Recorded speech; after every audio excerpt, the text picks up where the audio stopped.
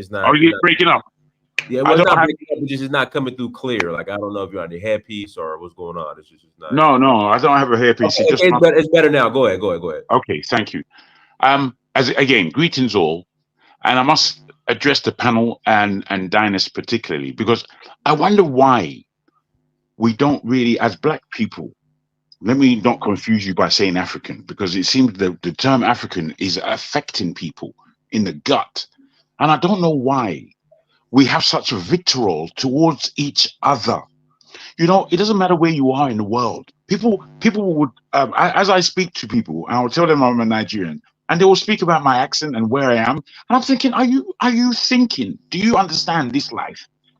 Wherever you are as a Black person in this world, you remain an African, no matter how far gone you are away from the continent. Because you want to say you're a Jamaican, or you want to say you're Brazilian, or you want to say that you're African American, all these names, you're just an African like everyone else. It's only that you speak with your own accent and you have your own community wherever you are in the world. But the way I hear such hate, it's not that we can't critique each other, but we've got to do it with a sense of heart. You know, I get angry on this show because people make me extremely angry. How we're rude, we don't know how to speak, we don't allow people to express themselves, we don't know how to proffer questions. We're claiming. We're always claiming. By the time we get into this point of claiming, oh, I did this for you. What did you do for me? Wasn't it the Africans? Wasn't it the Africans who left Africa, entered America, and they did it? They're still Africans. Yeah, I'm a Black American. I'm an FBA. I'm an ADOS. What are all these idiotic terms? What are you talking? You see, we in the UK, we haven't got time for all that rubbish. We're not as confused as what I'm hearing on Dynasty shows since I've been attending. The level of confusion with African Americans calling themselves all kinds of things, pointing the finger at everyone apart from the responsibilities that they need to take themselves, and wanting no criticism or critique. I find it flabbergasting. I don't find it something of intellect. I find it something of deep emotional stupidity. Stupidity from the highest level. And I'm wondering, is this the kind of discourse that's going to bring us together? Is this the kind of discourse that will take us into competing with ethnicities around the world that are doing it regardless? They are doing it. We're here lambasting each other and having a great time doing it. And I'm thinking, when is anyone going to wake up? I'm asking you, Dinus, is this platform really just for controversy, or is it for anything to build? That question would let me know how I should attend next time. It's for people to share their thoughts and opinions and be constructive. Hey, I hear that, but is that what's happening here? I'm asking. I've been here about, I don't know, maybe 15 times over the last God knows how long. And a word will be uttered, and it will be a word said in open nature. And then the attack that comes largely from people that call themselves FBA and ADOS and all these stupid, idiotic, wank names. And I have to swear, all this rubbish. And they want to bring it to the point of it, like it can make sense in anyone else's mind, apart from the foolish idiot who brings it up in their own spirit. And they bring it up in their spirit because they're not balanced, because they have an axe to grind, because every time they're feeling an emotional pinch that they can't handle. This is not progressive. It's not progressive. Jagun, this is one of the better conversation places. If you were to go on Black Twitter or X, brother, you would get a level of toxicity from some of the conversations in there. You'd be like, man, the dynasty. I would agree with you. I would agree. I would agree that it's toxicity that we are dealing with, no matter where it's coming from. And it happens across the board. It happens in Africa. It happens in America. It happens wherever we are. But I'm just Jagan. Yes, sir. Jagan, can I tell you something?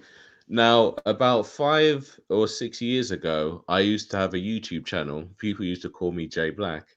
And Tariq Nasheed used to actually share my videos because I used to make videos against white supremacists. Mhm. Okay. And I used to go against Tommy Sotomayor. He used to flag all my channels and that kind of thing. So I had quite a bit of a following. And I left YouTube for a while. I came back to YouTube, and that's when I started hearing all this FBA stuff. So Mm. imagine that the guy that used to share my videos and was all Mr. Pro Black and all that kind of stuff, to hear this kind of stuff he was saying about Africans bringing up Nigerians all the time. So these FBA people, they try and make out like, oh, it's Africans that no, it's not Africans that hate you. They weren't bothering you in any way, and for the most part, they were being cool to you. You guys, those guys started all this bullshit. So for No, no, me, just like you're saying. for No, me to absolutely. so You if you see, look at it, mm. Dandelion is just speaking the like you are truth. saying, my brother. Just like you are saying. You see, we know where I'm a Nigerian. We know that Nigerians are weird. We know that Nigerians. I'll speak about Yoruba specifically. Yoruba, as strong and as intellectual and whatever you want to say about as we are, there is so much to critique within being a Yoruba, and I accept that because guess what? There's nobody who can cuss me more than I will cuss myself. I know the truth about myself.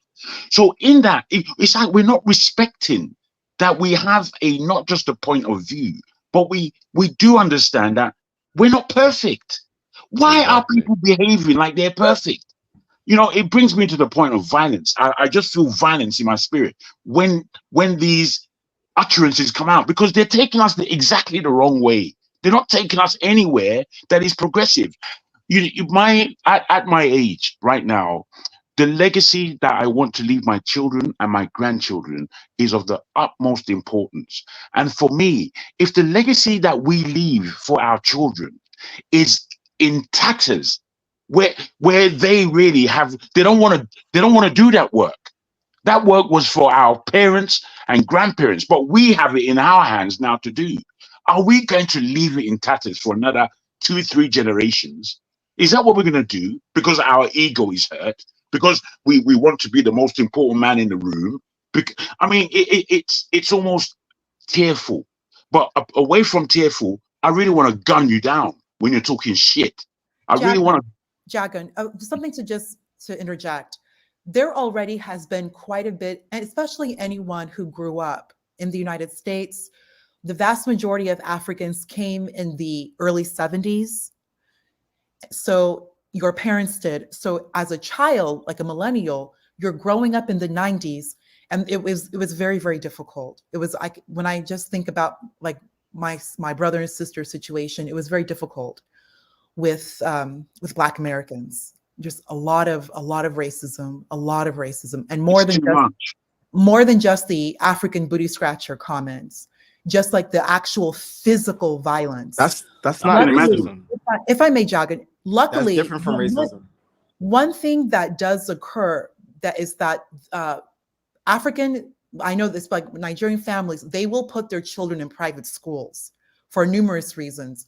Not just for the physical safety, but there is quite a bit of hatred, racism that is inflicted. Where did you grow up? And keep in mind, one thing always remember, in the Americas, it's Black America, and then you have the African immigrants. The islanders are the vast majority of the population, the vast majority, Jamaicans and the other groups.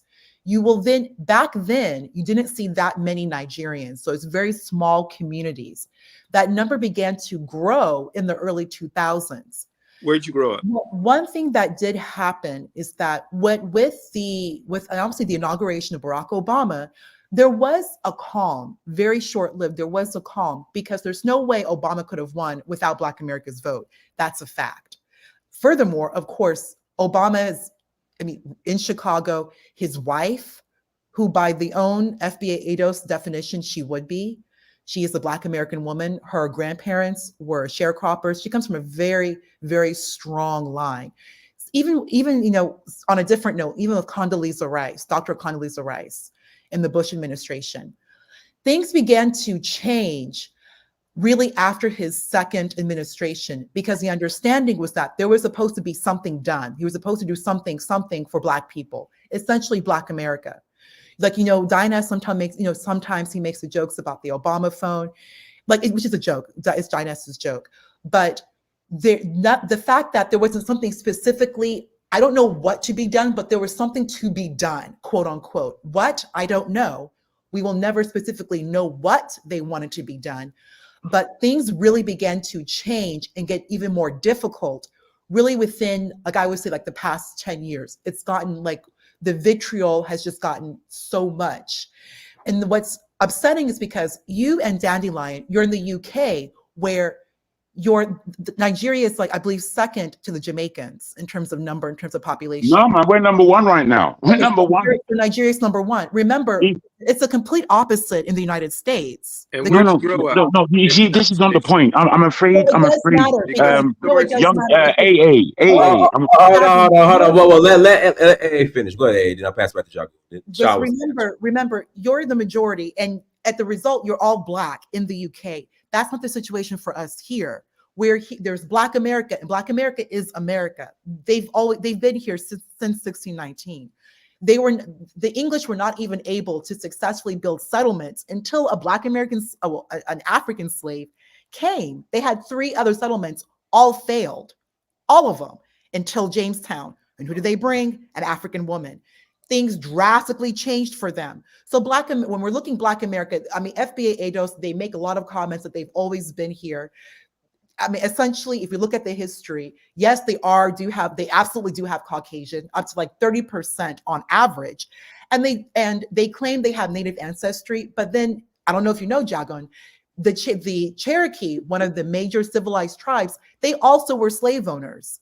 So there is some ancestry there. But Madam. My point is, I'll get to my point. I'll go ahead and land.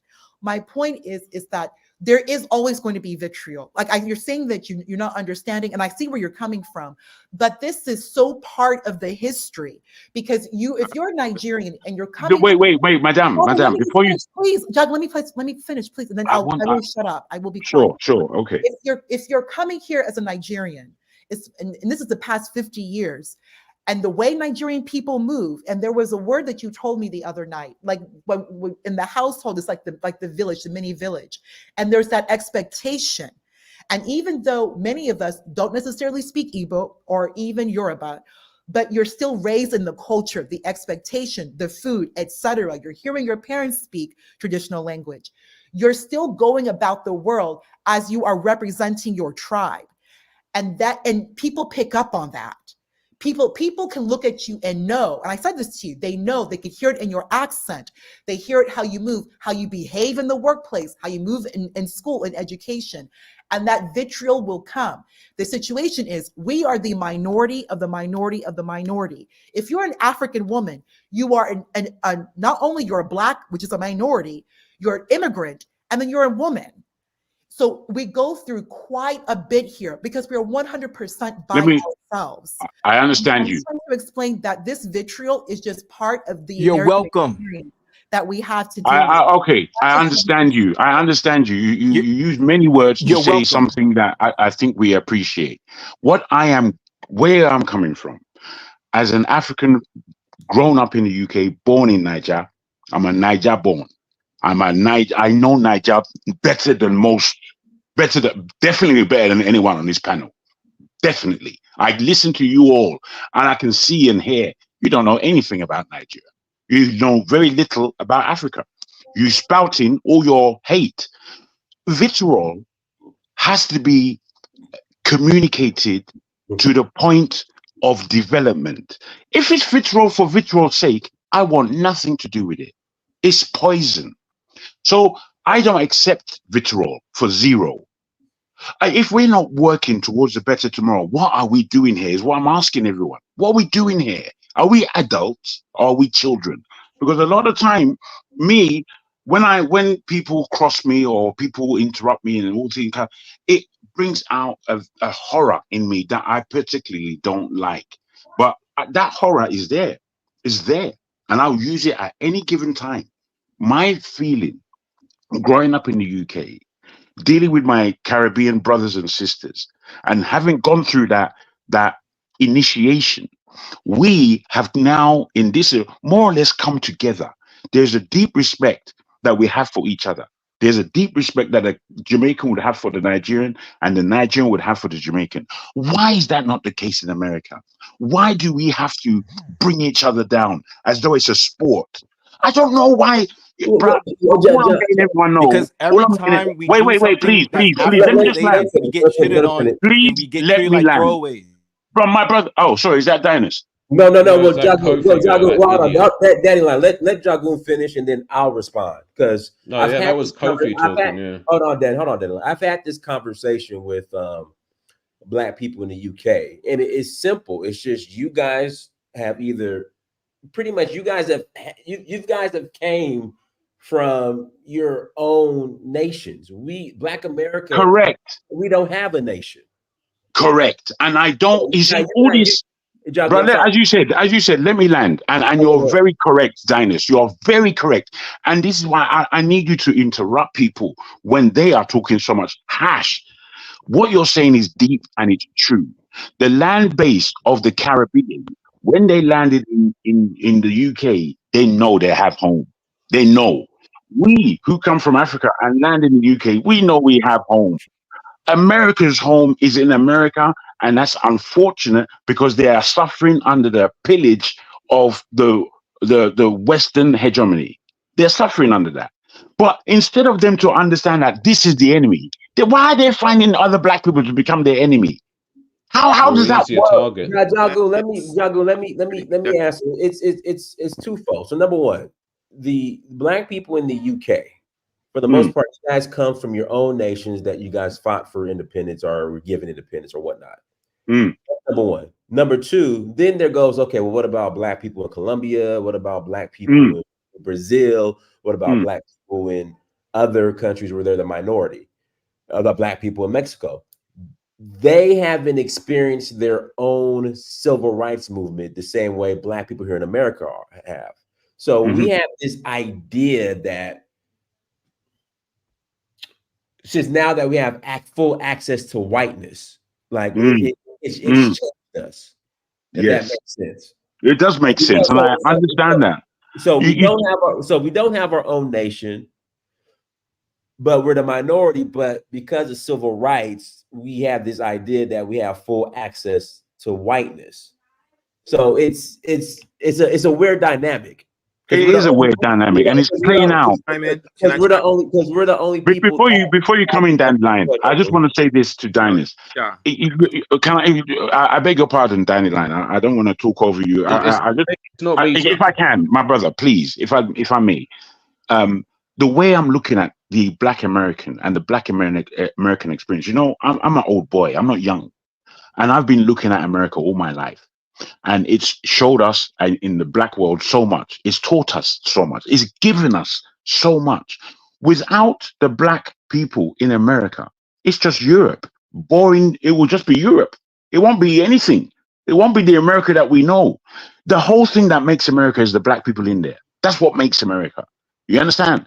The only thing is, what I don't fully appreciate the pain. I don't like the fact that you are so in pain over there that you cannot recognize your brother as your brother. The Nigerians are a people that when you come across them, you either love them or hate them. And that's how it's going to be, which is to say that we don't give a rat's cart what you think about us. We're going our way. And if you're coming, come. If you're not coming, go away. It's very simple. You don't have to talk about Nigerians in the way you do. You don't. I mean, I'm not talking about you, Dennis, because I know that you have a full appreciation of what it is. You understand? But when I'm listening on this show and I'm hearing people talking this FBA bullshit that nobody understands, I don't know what you're talking about. You're talking shit. ADOS, American Ancestries of Slaves. What the fuck is that? Is that a description of yourself? Sorry to cut you off, but listen to it. You have to really listen. It's simple. FBA. Okay, I'm listening. Okay.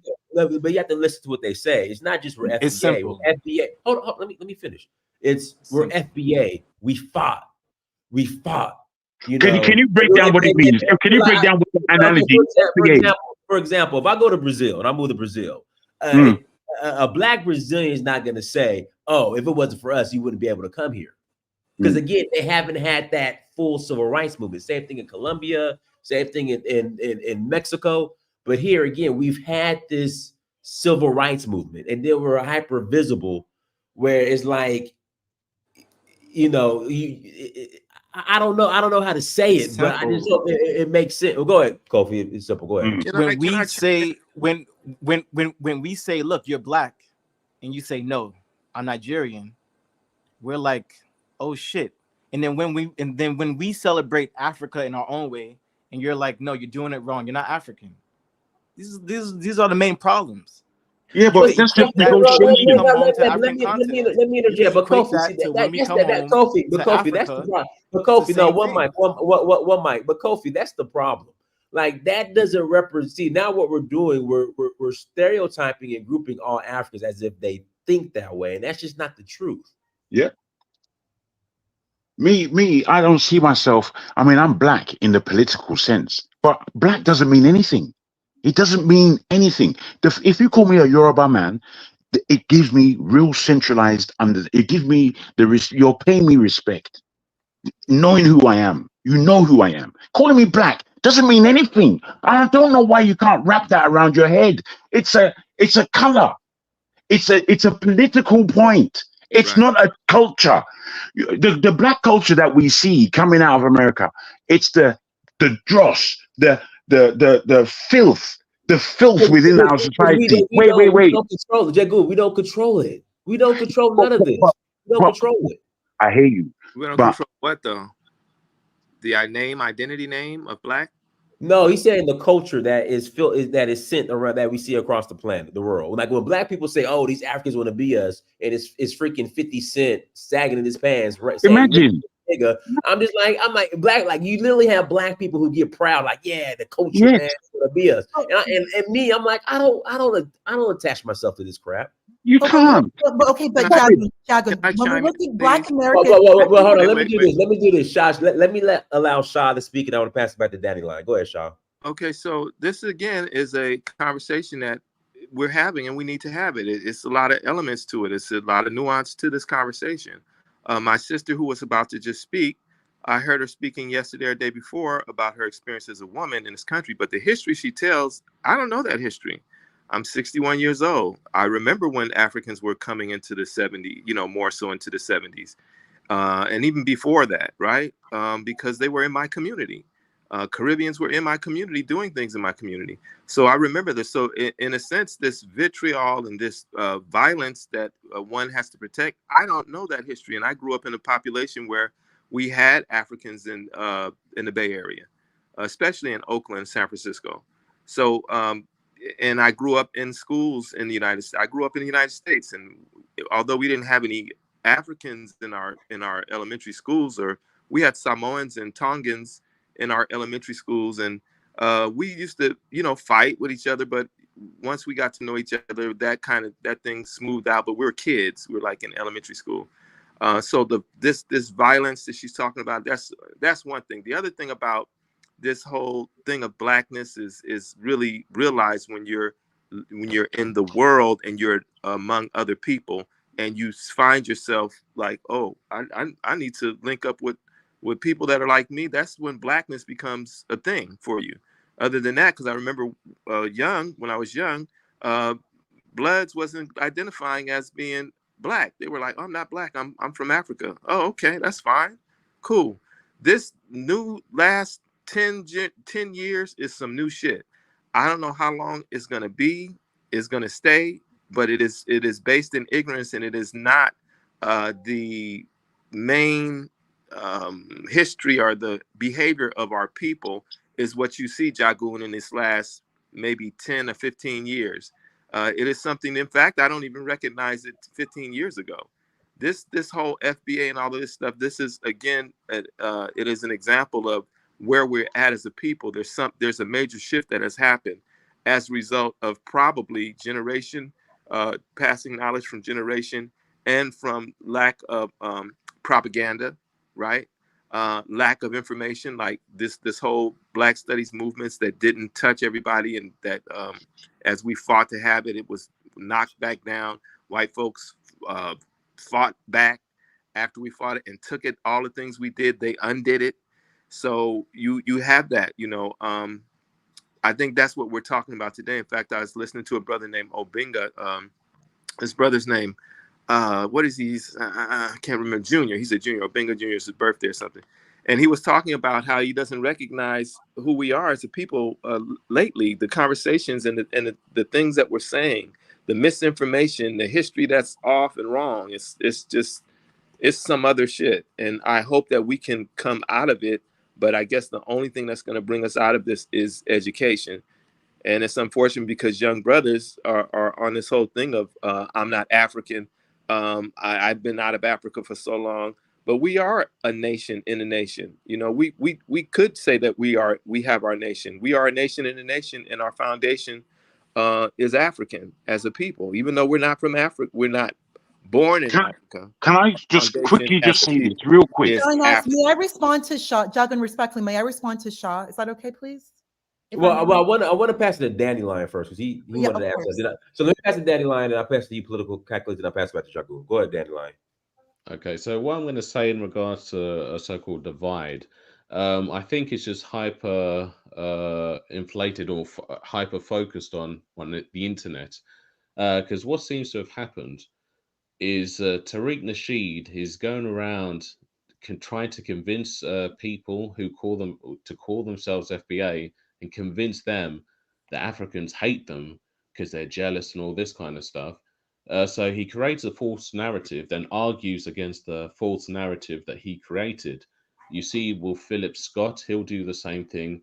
He'll find some random video of some random African that might say something, and then he'll try and focus on that. But you could have a million Africans saying positive stuff about Black Americans, but you have two Africans say something bad, then all of a sudden all Africans think this, all Africans do that. And it's quite a shame because Black people in America like to say they're not a monolith. But let one African say something that they don't like, then all of a sudden it's all Africans hate them. So it's just false. And it's obviously propaganda. Tariq Nasheed knows what he's doing. At the end of the day, I'm just surprised that I'm going to say this. Anyone who wants to call themselves FBA, I respect African Americans or Black Americans, whatever. If you use the word FBA, then I have to question your intelligence because you just come across as a follower. Because at the end of the day, you would have been ADOS before that and whatever. Tariq Nasheed is a failed rapper, okay? And I'm just surprised that you'd have a bunch of people who say they're proud, their families fought this and that. So you're going to follow a failed rapper, just like the Dane Calloway. What was he? A failed rapper. If you look at a lot of these people that are trying to start these black cults, even the Black American Indians or all that, all of them started off as rappers that failed, and then they went onto YouTube and they started pushing this nonsense. So how can you not feel embarrassed that a lot of these people, they're in their 50s, and all of a sudden in the last 4 years, because Tariq Nasheed, the ex-rapper that used to pretend to be a pimp, has told them that, you know what, I woke up this morning and I think FBA sounds good for us, and you're all going to follow him. And if you listen to a bunch of these FBA people, one thing they all have in common, for the most part, people that call themselves FBA, is they're not very intelligent people. I agree with that because they come out here and they just start yelling and screaming. Tyreek was kicked out of England, and he can no longer come into England no more. Did anyone Black person advocate for Tariq Nasheed when he was a Can I finish what I'm saying though? Can I finish what I'm saying though, please? Did anyone Can I finish advocate what for I'm saying? Afterwards, I'll get to Go you, ahead, but nigga. let me finish what I'm saying. So yeah, so he started this nonsense after he got banned from coming to London, because when he was selling his hidden color stuff, he was always coming to the UK. He was going to London and Birmingham to do his lectures. So how come it's only after he got banned from being able to go to certain parts of Europe that all of a sudden he thought, oh, I can't make money in these places anymore. You know what I'm going to do? I'm going to get into this ADOS thing, mess up that group, those people who are actually looking towards reparations, actually doing real work. He's going to mess up that group and start off his FBA, because at least in America, he's not going to be banned from America because that's where he lives. And now he started this nonsense. He said he knows how to get reparations. He's going to show you guys. And what has he done since? He made a few million off of a museum, which he's turned into a nightclub. And then he did one reparations rally in which he asked for $50,000 to show up to his own reparation rally. So it's just like how You the know hell too much can you about him, follow dude. You someone? know too much How about can you him. follow That's someone? crazy. How can That's you follow suspect. someone that's You know too obviously much all about him. his You a life? follower. Oh, come on, be Let me quiet. finish. Who You is know this too person much that just about won't him. let me finish? Calm down. Okay, anyway, so how the hell can you follow someone who all his life, all he's ever shown you is that he will switch from this to that if he thinks he Yeah. can make money out of it? So he was pushing the whole Moors thing. He had his Moors app, in which again he collected, I think, what's it, $20,000 from his supporters because he said he was making an app, a Moors app for Moors and all this kind of stuff. And then he came back and said, "Oh, sorry guys, my tech guy in India messed up," and he just kept the money. He didn't even refund anyone, and he went to hidden colors. This, then his Haiti. Like first he was pushing the anti-Haiti thing, like his hatred for Haiti. Then all of a sudden, when he wanted to do that one documentary, all of a sudden he took a picture of himself by the Haitian flag and say, "Oh, my Haitian brothers." He puts out the documentary, then goes right back to talk about how Haitians are coming into certain parts of America and spreading AIDS and all this kind of Mm. stuff. So this is a guy. If you watch him when he was pretending to be a pimp, a failed rapper, the Mac guy, all he cares about is money. And what his everything that I hear these anti-African people say, it's all from Tariq Nasheed. They literally copy word for word what he says. And Tariq's quite smart because what he's done, he's pushing this. I remember he made a video once where he said, people, Black Americans who are claiming to be Indians, this was years back before he got on this. He said that those kind of people, they hate them, they're self haters, and that's why they're on that nonsense. He also said about someone else about, oh, having a museum stupid is pointless. All of a sudden, he comes out with the museum. All of a sudden, he's talking about, oh, a lot of us are indigenous to this country and all this kind of stuff. So what he's done, he's connected the Hebrew Israelites. He's hung around with that Taraka, whatever his name, Hebrew Israelites, the people pretending to be Native Americans, and these other groups. And all those groups that he's tried to unify, they all have one thing in common, and they all hate Africans. That's it. That's Mm. why when people say FBA fear of being Africans, if you Yep. look at all these people calling it FBA that refer to themselves as FBA, they all seem to have a problem with Africans. Mm. And he's united all of them. And that's why he doesn't But believe in that whole Native Americans. We were here first. That's that's why he got that's into that changing beef now. with Dane Calloway. Because Dane Calloway said, "Yeah, Tariq, you're fake. You stole all my stuff." And it's true.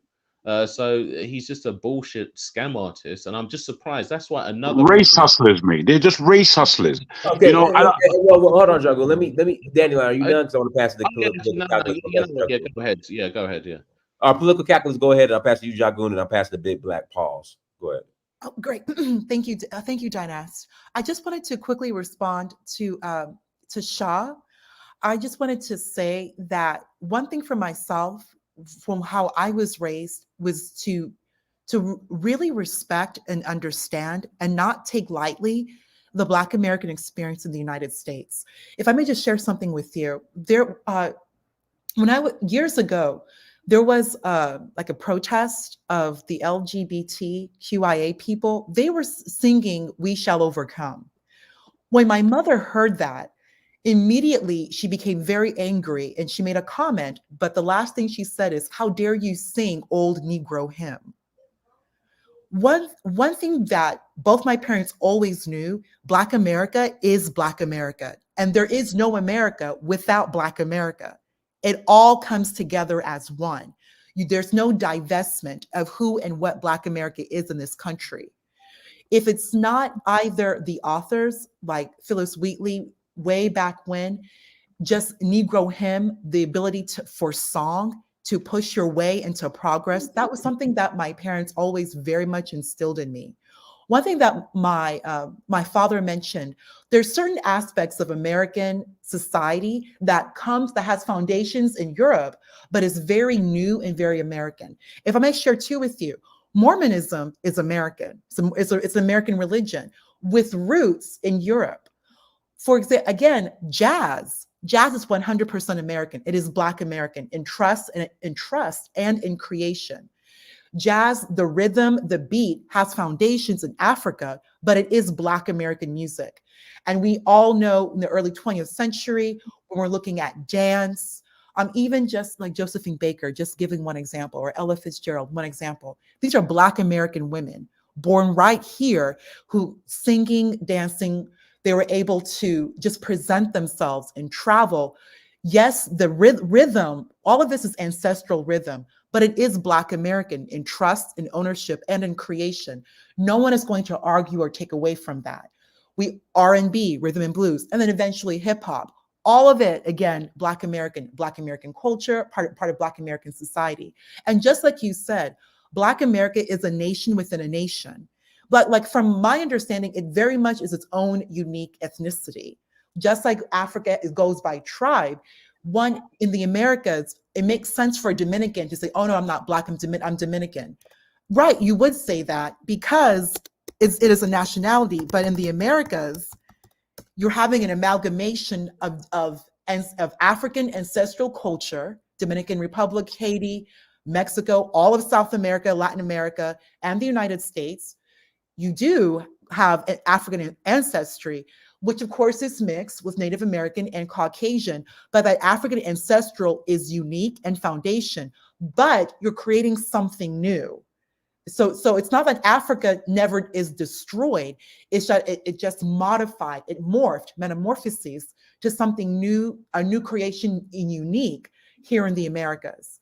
I would not say, I myself would not argue and go back and forth. Brazil is very much African big time. And I kind of mentioned to Dynas, we may touch on Juju a little bit. Yoruba culture in Brazil, you see quite a bit of, you can see the Yoruba culture in the islands, Igbo culture in the islands. We were discussing the other day, Igbo culture, like something as small like okra, that's very much coming from Igbo ancestry in the Americas. Why do you say that? Why do you think that Yoruba people don't eat okra? What are you talking about? Jagan, yes, yes, Jagan. This is why we go. Jagan, please respect. I'm not trying to interrupt you, but it's not that I'm disrespecting you. Jagan. Yes, my point is that there's an amalgamation and African ancestry. A lot of it West Africa. So Yoruba and Igbo, yes, and also the Sierra Leone tribes. Also in the Americas, Angola, many slaves came from Angola to the Louisiana Basin. That does not take away from the African ancestry. It just presents that we have something new and unique that is Black America. Can I follow? That is on their own. That is their nation. That is unique here in this country. Well, I think what a lot of people are trying to say, Africans, especially Nigerians, have nothing against at all against Black America. I know for a fact that is not how I was raised. When Katrina occurred, my father, a whole Igbo man, he outright said it was the hand of God that for the fact that you would have Black America living in such poverty, it is the hand of God that brought them into Dallas. Because you cannot have Black America living like that. God is going to stop, as he always has for Black America, bring them out of refuge, bring them out of whatever the issue is, and put them back into peace. And he also did quite a bit of work to bring Section 8 and other resources to the Black Americans so they can be settled here in Dallas. There is no, for you directly, Shot. I know you're an elder man. Well, you're Gen X, I should say. I'm telling you, Nigerians, a very, very small group in the United States. As a whole, I'm speaking definitively, there is absolutely nothing against, there is no malice, there is no vitriol against Black America. Some can say whatever they want. A lot of it does come from just how Nigerians are in this country. And that's a whole other topic. That's a whole different other topic. But just Nigerians coming here when you're just trying to struggle, go to school, make money. There is no vitriol against Black America. And also, because I'm seeing from a lot of other people, Black America's existence does not exist as some type of opposition to white supremacy. That's very disturbing, Kofi, for you to say something like that. You are who you are. So you're literally going to say that white people created you, that your existence is as a result of white supremacy opposition, or that's ridiculous. Black America is here. America has been here 400 years.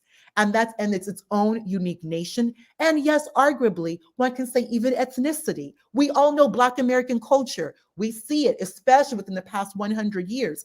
It's the entire foundation for the music business is Black America. So this African immigrant vitriol, FBA is nothing more than a trademark. Dandelion touched on this. It's just to make money, and Nigeria is a very easy target. Tariq has actually trademarked FBA, by the way. He's actually trademarked it's a it. trademark. Even the word ADOS is not even correct. It's supposed to be descendant of American slavery. American slavery being the institution that continued past the United States Constitution. Like American descendant of slavery makes no sense. A lot of people are descended from slavery. Well, most American slavery Americans is very American slavery. That institution is very unique and is integral to United States history. And we all know it didn't just end, a long time ago. Slavery basically ended really in the 50s. So, like, honestly, really ended in the 50s. Can I come in? Respectfully, Shaw, I just want to just share that respectfully. There's Okay. no. That was long, man. Can I come in? Okay, let me pass it to Jagoon. You got. Dinah, thank you for giving me time. Thank you so no much. problem. No problem. I'm gonna pass it to Jagoon. You got a minute and 30 seconds. I'm gonna pass the Big Black. Pause. Thank you, man. Thank you. Now, I just want to say it like this. If you move an African to any part of the world, they're going to behave like an African in that part of the world. Everything that Madame has just said in a very long-winded way, as far as I can hear, is that this African American thing, it's just the way we speak as human beings in the world today. But they're just Africans in another part of the world. Okay, there's been admixture. I can agree with that. But intrinsically, all it is that the people of the New World who are African are basically a tribe. They're the newest African tribes. It's as simple as that. If we really break it down and we want to make sense of what we're actually saying, instead of using all these tropes that are divisional and really rubbish, I don't accept none of them. You understand? Let them keep their trademark. Idiots. The way I see it, the African American is a tribe of Africans within themselves. And what they give us is particular to them. However, intrinsically, it is African. I recognize it. When they used to sing Negro spirituals, the way it will touch anybody's heart is one thing. But the way it touches our hearts as Black people is another thing. Because we know it. We know where it's coming from. We know the depth of that song. The way we attach ourselves to any genre of music that comes out of the Americas, reggae music, ska, samba, salsa, it touches us intrinsically. What are you doing? We know what it is. You think I don't know? I need to be in America before I understand this. Rubbish. So the other day, some woman said to me, "Can you speak for a woman?" And I'm thinking, why the hell can I not speak for a woman? Am I not on this earth? Do I not know? Am I not? Jagoon, 30 seconds. Go ahead. Thank you. The last thing I would want to say, where Nigerians are concerned, in this England I come from, Nigerians would go anywhere, and they will go by themselves. The areas that I grew up in London, and the areas that were marked as racist, many people won't go there. All of a sudden, you will just find one Nigerian man in the middle of racism. Don't care what is going on around him. He's there and he's functioning. Next minute, that whole town has been taken over by Nigerians and we've taken the whole racism away. We don't complain about racism in the way you do. We just walk through it. We walk through it. Why? Because we have every goddamn right to walk where we want to walk. And that's the end of it. Anyone who's complaining about Nigerians as to who they are and what they're doing, they can go far away. I'm going to skew my language. They can go far away because Jagoon, let me pass the bit. We go where we go. Thank you. Okay, Big Black, go ahead. Okay. Now, it's been a lot of fluff said, especially against African Americans. We've pretty much been the most non-xenophobic group out there in the diaspora. It's all this focus on Tariq Nasheed. AA, you said a lot of things that were completely wrong in trying to describe African Americans. Now, you could go on YouTube right now and try to look up a fight between African American group of African Americans fighting against Nigerians or any other African groups in America, and you will find none. Now, if you do that same, try another search for African Americans fighting Mexicans, you'll find plenty of videos like that. African Americans versus uh, white people, you'll find plenty of videos of that sort. But you will find no videos on the YouTube where there is a group of African Americans fighting the group of Africans in America.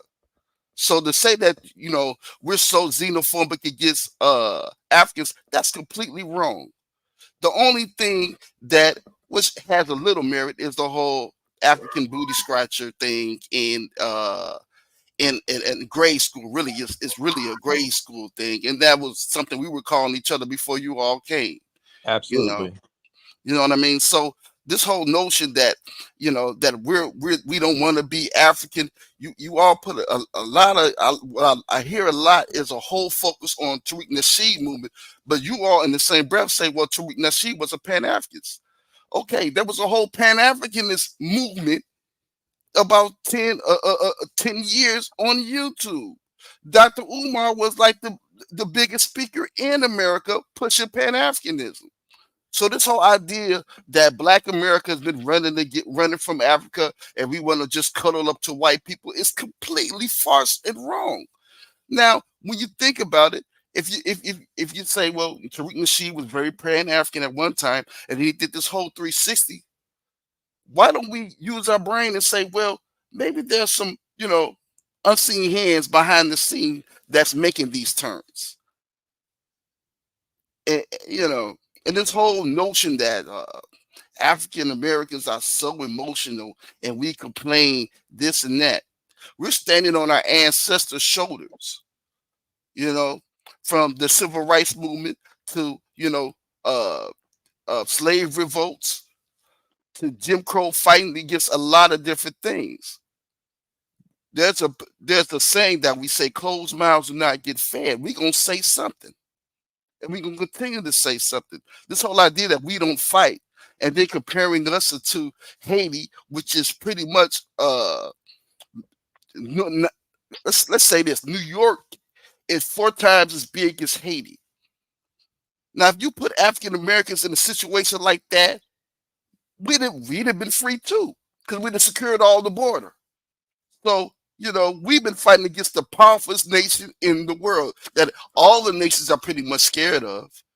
Let's be real. So, I mean, again, this whole notion that we're just so want to be hugged up against white people, when most of a lot of the voice of Pan-Africanism, right, for a lot of the 19th and 20th centuries came out of the African Americans in the United States. And then trying to go back to jargon, because I listen to you and I like a lot of what you said. I believe you're a Pan-African, but I guess you said that we like to use the word black. We're just trying to get a word that we all can use together.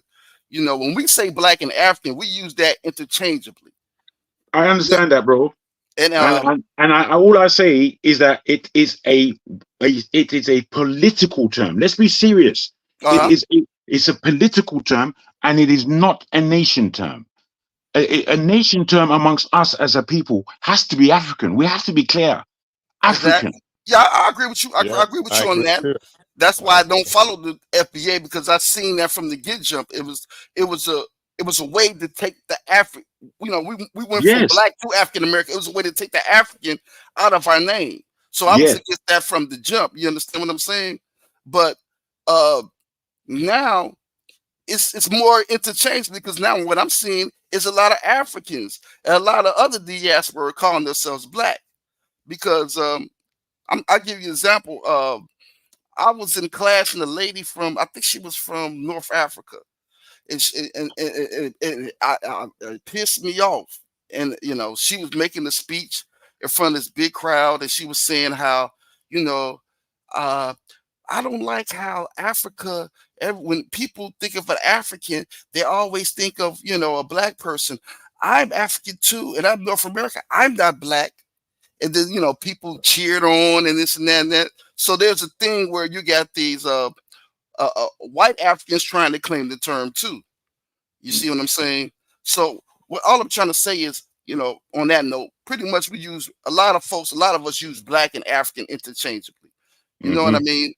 But Okay. I just want to say that when you talk about FBA, you gotta understand there's a lot of channels on YouTube that are African American that go against FBA. A brother, Q Brother, was in the chat. We talk about, go against FBA all the time, say that we shouldn't use that word.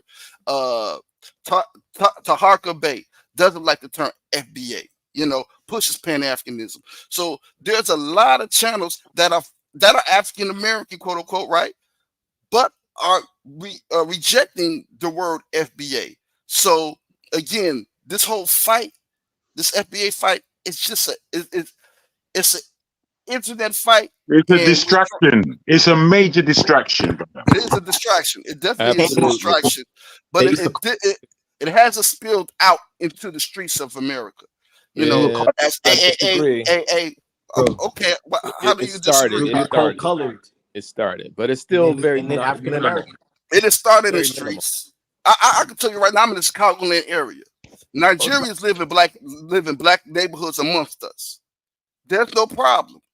Oh, you mean that? I thought you meant the word FBA.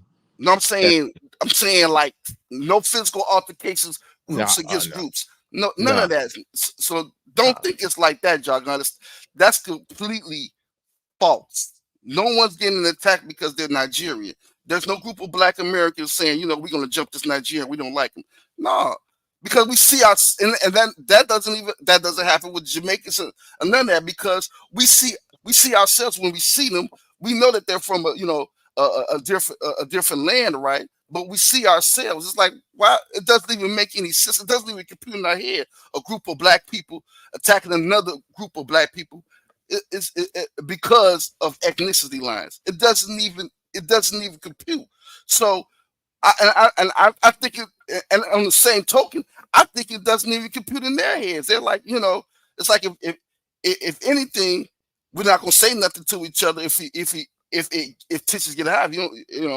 If you have nothing to say nice, don't say nothing at all. But there's no African groups battling against other African groups on the streets. And you can search all over YouTube, and you will not see any of this type of stuff. This is an intellectual battle. Yeah, we have to check that FBA though identity thing though, and that's what we've been doing in Black X. Is we've been checking that for the last 2 years and kind of running them down. So the conversation has gone from, well, we go into those spaces now where people used to identify as FBA and now they're identifying as Black Americans. A lot of them have changed, and it's just changed. And they're saying, well, we don't hate Africans, but we just don't like this and we don't like. So it's been a 2 years of a lot of back and forth, and I mean to the point where we had filed a hate group. We had filed FBA as a hate group, and we had a petition that we had signed that was like they are a hate group, right? We had enough signatures too. So I mean, it got to that point, and we realized that if this gets out in the streets, this is a problem, because then it's going to spread. This misinformation, this ignorance is going to spread. So every now and then when I'm out in the streets, I ask brothers or sisters, hey, have you ever heard of FBA? And almost 99% of the times they say no. They say no because that's what it is. It's just something on the internet, and it's dispersed because what they've done, Jagon, they tried to drag this whole, okay, we're foundational Black Americans. Then they want to drag this Indian stuff into it. And a lot of say, well, hold on. Okay, the foundational Black thing is one thing. Now you're saying that we're half Indian. A lot of people are not getting into that, man. And then you have the groups that are saying we don't come from Africa, period. We're Indian. Those groups are starting to dwindle. And then those groups are battling FBA because FBA is still, Tariq is still trying to grab some part of Africa. You know what I mean? Because he can't switch over just going full Indian. You understand what I'm saying, Jagon? So in case he wants to turn Pan-African back again, he can go the Pan-African way. He can't just abandon Africa. You gotta peep game. Not being Black. He's abandoned Africa. He's abandoned Africa. Really? Please note, I didn't mention his name. I didn't mention his name once. He doesn't belong in my psyche. Those kind of. I'll tell you the truth, guys. You see, I agree with you that this is an internet thing and the world is becoming more and more wicked. But we do understand that the internet is powerful and it can grab people's minds. It can do all kinds of things. Mm-hmm. But the difference between the UK and America in terms of the black communities there is that there is a more togetherness. The Somalis came in the late 80s and they were functioning crazy. Crazy. They were crazy. What? They was even telling us that they're not black and all that, but still, we still kind of embraced them until again another 10 years after that, and then another 10 years we come to the 2000s, and we've settled and we've encompassed them as brothers and sisters within us. They have their issues, we still have our issues, but we bring them in. The way of sometimes I'm hearing discourse, and it seems like these people are enemies. They're enemies and they're going to remain enemies. They're not going to bring these people in because of what they're feeling about themselves. And I'm thinking, this is not how to be a man. In this world, we have to be men. Forget the color. We have to be men. If we're not attributing our efforts to becoming man that God put on this earth, God didn't put black man. You understand? He put man. Yes, he was melanated, but that was the intention was for man, man. And unless we're attributing our efforts to that region, we're not doing anything. We're not doing anything apart from wasting our lives. People have died, 400 years of death, 500 years of death, and we are not standing up. What we're doing, the legacy that they have left us, we have thrown it in upon the bonfire. And I find it disgraceful. I look at Americans today and I compare for America of your father and mother's generation. And there's a stark difference between you all. A stark difference. And nobody's underlining it. Everyone's just going forward as though it's right. Everybody's running down the road of this nuanced, idiotic, Europeanized culturism. And we are forgetting ourselves and finding enmity amongst us. It's disgraceful. Listening to it, I'm telling you, it brings my bile out. I want to become violent. And I'm not a violent person. In fact, I'm too old to be violent, to be frank. But that's what it conjures up. It conjures up poison. And no one recognizes it. But Jagar, let me just say this. But you gotta still look at the inner workings and seeing what's being done. You know what I'm saying, behind the scenes, right? The Bro, whole I hear you, but I'm not going into that blame factor. I'm not No, going there. it's not blame factor. Don't let's not see the thing. You got to understand the problem and fix it. You got to understand what are the inner workings, right? You know, you had people Black Americans, African Americans warning about this let's say fruity agenda, right? And warning, hey, it's coming. Matter of fact, it's going to hit the shores of Africa. You understand what I'm saying? So you got to understand a lot of these things are put in place that we haven't put in place, and believe. And like I said, we're in here. We're in the belly of the beast, and we're fighting and this and that. But at the same time, there's some things that are going on systematically that's going to happen when me and you go to sleep. Some things are still going to be going in motion. It's up to us to make stuff systematic to bring us out of this. You understand what I'm saying, Jagar? And that's solution based. We've got to make Jagun. You have to keep yourself in places where it's solution based and that it is not focusing on negativity and a whole bunch of bullshit. So I just want to say that. True talk, brother. True talk. You see. Again, I fear a lot of times that there's not a fair understanding of Black Europe and Black Britain particularly.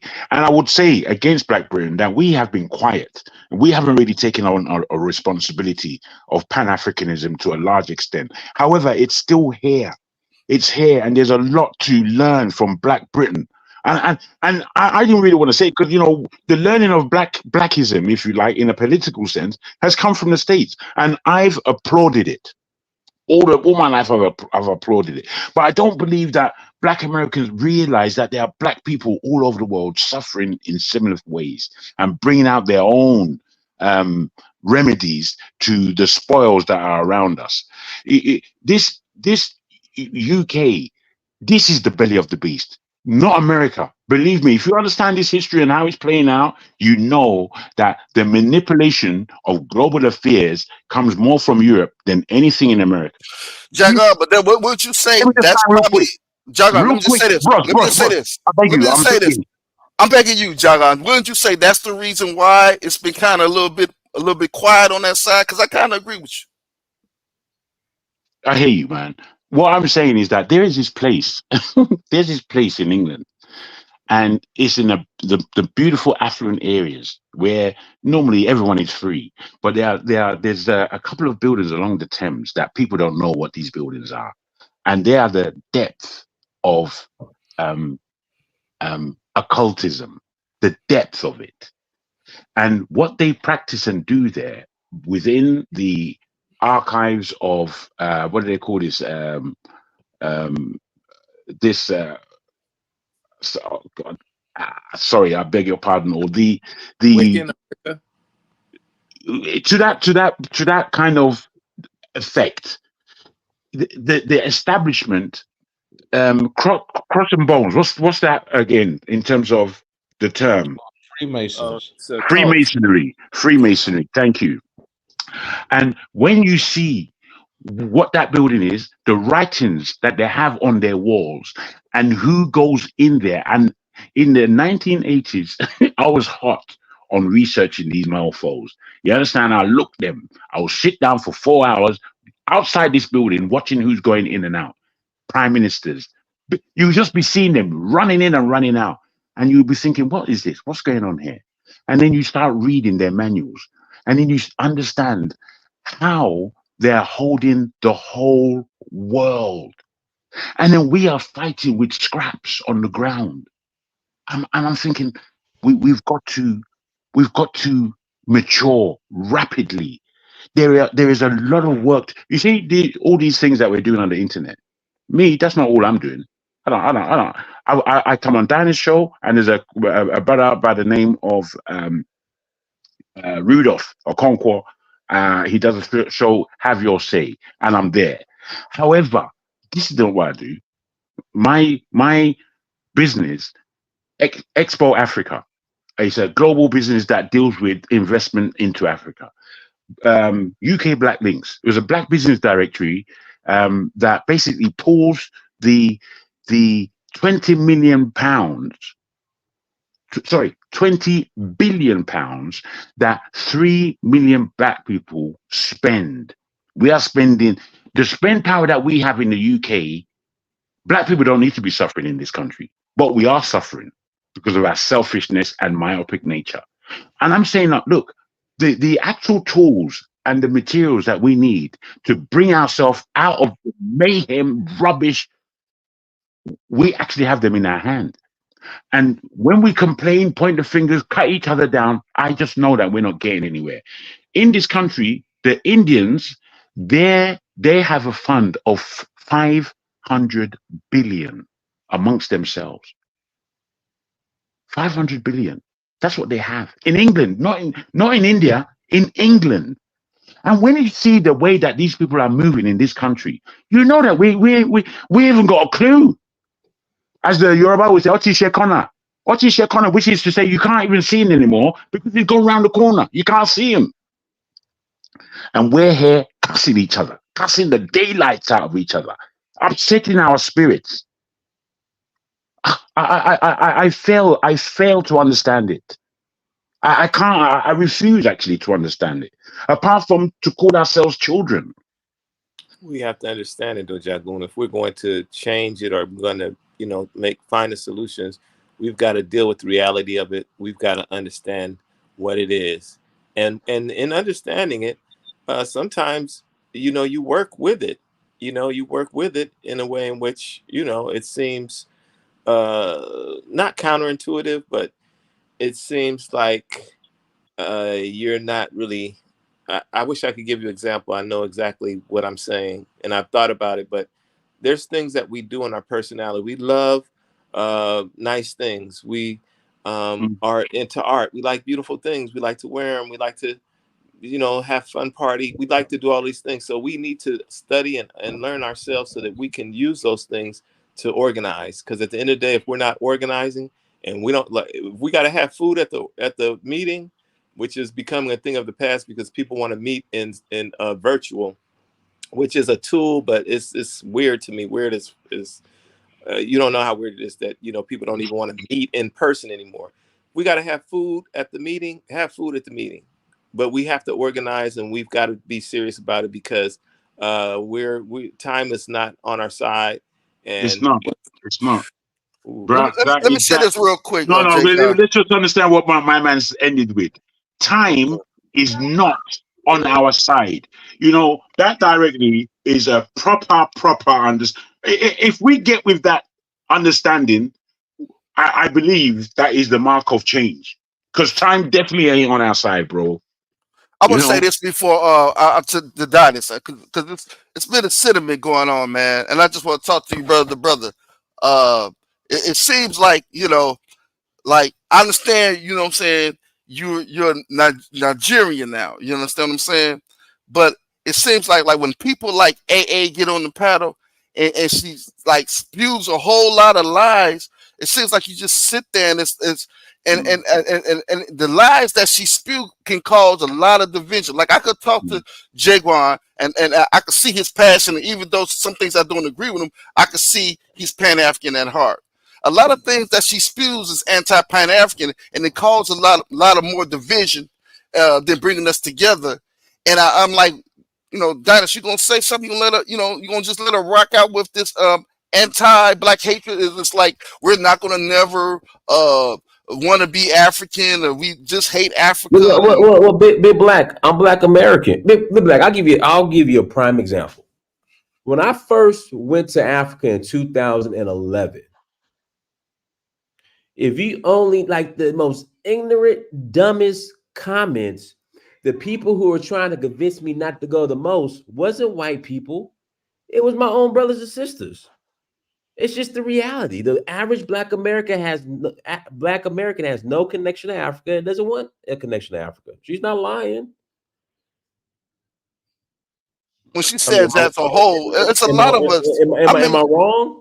I mean, you wouldn't even have the whole year of return if it was a lot of African Americans going back. But big black, come on. Me and you both know black people go to Europe more than they go to Ghana. I mean, come on, big black, you know that. They go to East Asia, Europe more than they go to Ghana. Anywhere else. They go to Thailand. I mean, come on. Africa's on the last of the list for the brothers.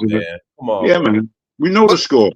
But no. Here's the thing, Jargon. Because if we say, let me just say this. Hold on, big black. Let me give you another example. Let me ask Jargon this. What percentage of? Yeah, you ain't gonna talk over me. You're not gonna talk. Go ahead. So, you know, I voted for Donald Trump in 2020, right? So before that, he made his shithole comments, his shithole country comment, right? Like, you know, of course, my people like, man, Donald Trump said African countries shithole countries, and I'm saying to myself, do you know the dumb shit you were saying about Africa before Trump made this comment? Like, dude, listen, a friend of mine, close friend of mine, called me the other day. In fact, this was last year. I've been going to Africa since 2011. He called me last year, 2023. It was like, man, Dinus, man, I thought you was going to Africa, man. I thought you was over there scamming, man. I had no clue what you doing over there, man. I thought you was just scamming, man. Dude, you have no idea. A Black American friend of mine told me, he said, Dinus, I would rather sleep under a bridge than go to Africa. So she's not lying. Like, she's not lying at all. The parts that she's lying about is that this big sentiment against, like, Nigerians are like they're in danger or something. It's not no big sentiment like that. That's vitriol, and there's no vitriol against Nigerians. No, it's not. And you talking about self-hate. This self-hate goes across the board. It's a lot of self-hate in Britain. It's a lot of self-hate on the continent. It's a lot of self-hate in the diaspora, in the Caribbean. It's a lot of self-hate that's going on. What you're talking about is the of some of the symptoms of the racism that we endured over the years. Well, yeah, a lot of us, I mean, come on. As far as just being pro-black, it's not a lot of us. I'm talking about in the diaspora, period. You know, they don't want to hear that. Oh, don't talk to me about no black this and that, bro, black. Yeah, and I hear that sentiment on the continent and in Americas and in the diaspora, other parts of the diaspora too. So what I'm saying is there's a small segment of Pan-Africanism in each parts of the diaspora. We Pan-Africans always been in the small numbers when it comes to in different parts of the region of the world. So that's not an excuse. Yeah, but it's just, again, I mean, what she's saying in regards to Black Americans and their relationship to Africa, I mean, she's not lying. I mean, she's not. Listen, Kofi's in Africa right now. Just listen to the guy. He's in Africa right now. just listen to the guy. He's in Ghana right now. Just listen to him. My parents went to school with Ghanaians. She was talking about violence. I'm just asking the modern day Nigerians and Ghanaians, are you asking your Caribbean brothers and Black American brothers to come back home? That's sorry, who's speaking? Who said that? Sorry, is that Kofi yet? This is me, yes. Yeah. Okay, because sorry, I just wanted to, because that's where I'm coming from. It's indifference, anything from at least indifference. Most African Americans see their brothers and sisters. They, as other Black people, yes, we might be brothers and sisters, or I don't care one way or the other. But it's not I hate them and they're over here immigrants messing up our system and doing all these things that I'm hearing in these spaces, in these social media apps. They're not like that. They're just like, oh, those are Black folks. Yeah, they don't care one way or the other, or they recognize them as brothers and sisters, and they do something with them or don't do anything with them. So, and then individuals have experiences on their own, whether it could be good, it could be bad. So it's a mix of all of those things. But there's no violence that African Americans are committing. I'll tell you what it is. I sorry, my brother, to cut you short. Sorry about that. But I'll tell you what it is. I don't know if you guys know a man, George Padmore, an African American who went all around the Caribbean. He did a lot for Liberia and Nigeria, and just bringing the whole consciousness back. Now, in Africa, there's an awful lot of ignorance. Don't get me wrong. There's an awful lot of ignorance. That when an African American lands, it's not that he won't be welcomed, but he is going to come across viewpoints that are archaic to us who have education and who have a wherewithal with the world that we are living in. It is incumbent upon us who have education, experience, and love to understand that we have to lead a bunch of ignorant mofos out of the hell that they love so much. That's our job. So when we find ourselves who are educated, who are in the world, who are African American, European, South Americans, that are outside of Africa, yes, and I'm not saying all Africa is we have to partner those who in Africa who are fighting the fight that we are fighting. That is all we have to look for. The rest is waste. All of the rest is waste. And unless we bring this paradigm to our intelligence, we're not going anywhere. And I'm trying to gear us into not slapping ourselves in the face as we meet each other. That's not the African way. When we meet each other as Africans, we bow to each other because we know the spirit that we carry. We function as though we don't understand the spirit within us. The spirit within us is the first spirit put on the planet. It's the first one. And we are the one who are now by automation dysfunctional. And we are not recognizing our dysfunction. In fact, we are stroking it. All the dysfunction that we have, we are giving it all kinds of pandering. For me, it's just incredible levels of bullshit. We're not going anywhere like that. We're not going anywhere like that. I'm trying to find partners in this planet. Those who are African. I found a lot of partners already, or don't get me wrong, but we still have a deep job to do. So I'm looking at African America, and I want to partner Africa America to do what it is that they want to do there in America, what it is that we intend to do in Africa. The same for Caribbean, Southern America, Europe. That's my intention. The businesses that I have run in this world, you have no idea what I've done. You have no idea. You know, so it's like, look, are we really trying to build? Or are we trying to cut ourselves down? And where we see that there are those in the internet or wherever they may be, basically propagating how to bring us further down than we already are, I think that's where the cancellation should be coming from. But what we are doing instead is canceling each other on a daily basis. If you read the comments, you will see all the canceling statements that people have. They say things and they don't say why. Jaguar is dumb. I read that one today. Okay, Jaguar is dumb. Why?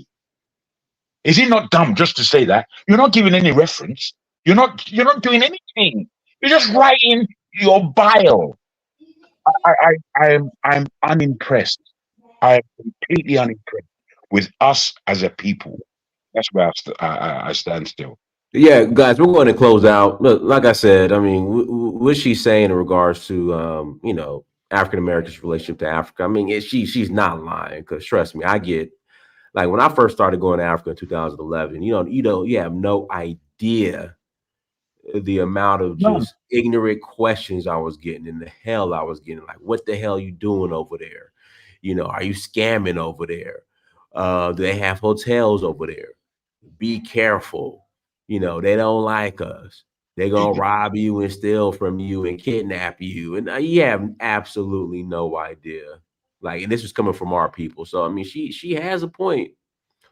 She has a point. But everyone, thank you so much for joining. Like, share, Nice. subscribe. Go ahead, Jago. Say that again. No, I'm congratulating you, my brother, for the work you do. Thank you.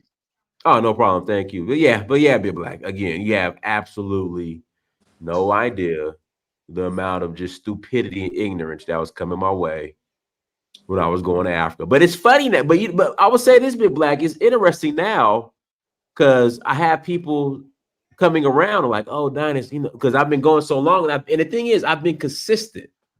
Because you'll see a lot of people, and you're starting to notice it here on YouTube.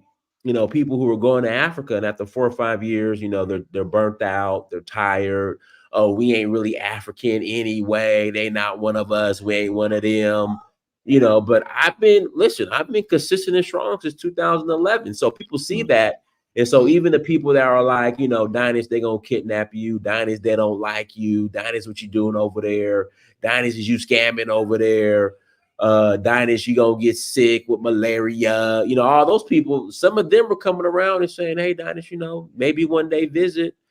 Maybe one day I might want to visit one day. Or Dynasty, I see what you're doing now. I'm proud of you, but I'm still not going. So it's no, I'm serious. I'm serious. Like, there are people like, they still not going, but they enjoy, seeing my videos and see what I'm doing. So I'm saying, have us in mind, and like I said, I give you pubs, man, because like it's channels like yours, Dr. Moonby, that started making these connections with the continental Africans and the diaspora. And think about it. I think when I see your channel and channel like Dr. Moonby starting getting traction, then ADOS pops up. So that's not a coincidence to me, in my opinion. But yeah, I'm gonna let you close out. Okay, hey, everyone, thanks so much for joining. Like, share, subscribe. Until next time, family, Dynasty, search for Huru. Peace. Respect. Stay